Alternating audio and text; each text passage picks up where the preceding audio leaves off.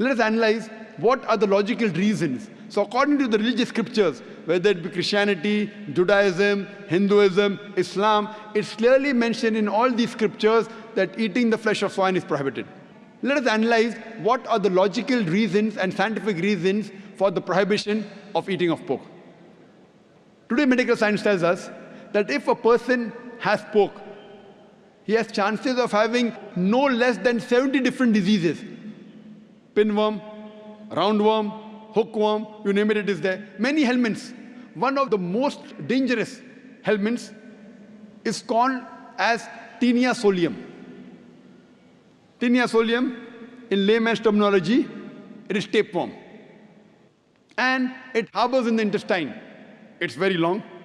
And the eggs, the ova, via the bloodstream, can enter different organs of the body. If it goes to the brain, it can cause memory loss. If it goes to the eye, it can cause blindness. If it goes to the heart, it can cause heart attack. If it goes to the liver, it can cause liver damage. It can damage almost all the organs of the body. And by the time you realize you are suffering from this Taenia solium, it's already too late. The other dangerous diseases, if a person has pork, is Trichuria trichuriasis. And many people have a misconception that when you cook your food very well, these helminths die.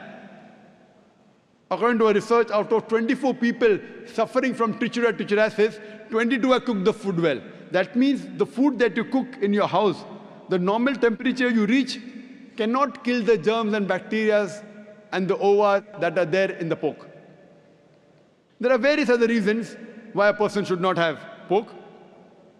Today, science tells us that eating pork has got fat-building material. It has very little muscle-building material. Because of the fat-building material, a person has high chances of having hypertension, atherosclerosis, heart attacks.